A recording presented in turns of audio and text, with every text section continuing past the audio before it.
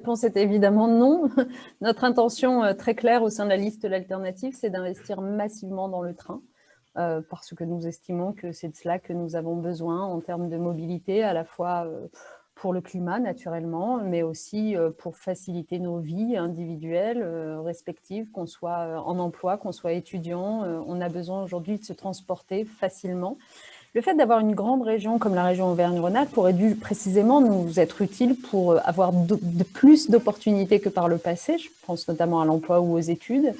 Or, les infrastructures manquantes, les projets qui n'ont pas été conduits, les petites lignes qui ont fermé durant ce mandat, ou d'ailleurs depuis fort longtemps malheureusement, sont autant d'entraves. Donc nous comptons au contraire avoir un plan de développement ferroviaire très important pendant ce mandat, auquel nous consacrerons entre la convention TER de 600 millions par an, plus les 350 millions d'investissements par an que nous prévoyons, 1 milliard d'euros.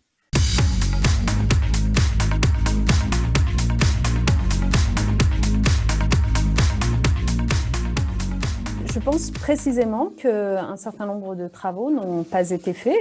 Si on prend par exemple la ligne Saint-Étienne-Clermont-Ferrand et le tronçon Thiers-Boin, c'est une illustration terrible du fait que cette jonction qui a été fermée finalement depuis 2016, en raison de problèmes peut-être qui étaient objectifs à l'époque selon la SNCF, on s'en souvient, les fortes chaleurs, la dilatation des rails, etc.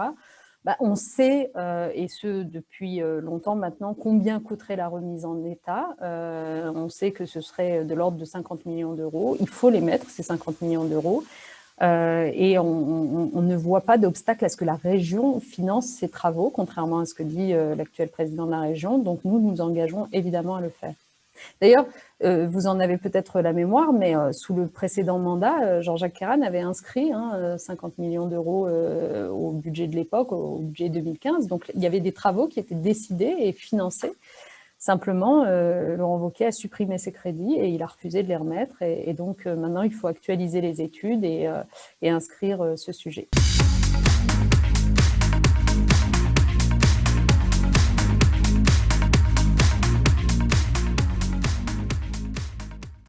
C'est une question de volontarisme politique, c'est-à-dire que oui, il y a une nécessité d'actualiser les études, mais il faut faire en sorte que ces études soient prêtes pour que le sujet soit inscrit au CPER.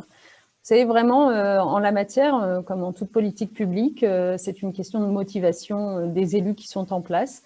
Je crois que la famille politique à laquelle j'appartiens a toujours été très très claire sur son intention quant à cette ligne.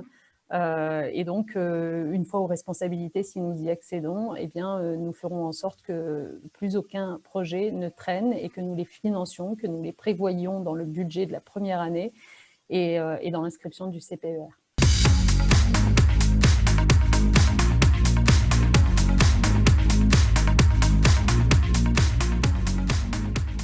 Je pense qu'il faut avoir en tête, au fond, combien cette ligne dessert de nombreuses gares, Clermont-Ferrand, Thiers, Boin, mais aussi Montbrison, Andrézieux, Saint-Étienne.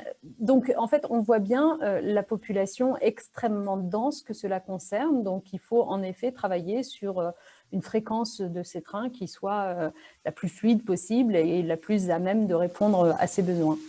C'est ce que nous ferons.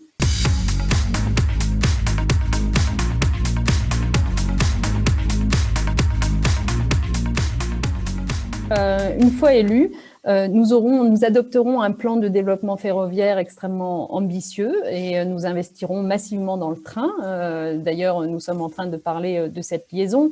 Mais au-delà, on pourrait parler aussi de Montluçon-Lyon, on pourrait parler aussi de la nécessité d'investir dans un RER autour des grandes métropoles, que ce soit Lyon, Grenoble, Chambéry.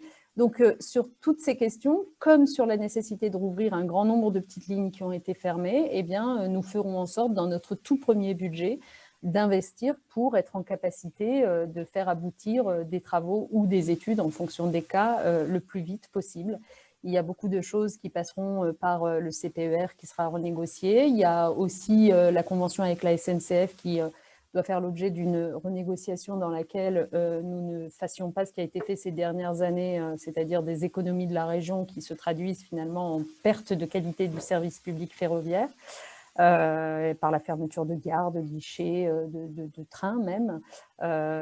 Et donc, que nous ayons une convention à la fois plus ambitieuse venant de la région, que nous fassions davantage pression sur la SNCF pour qu'elle s'acquitte de ses obligations.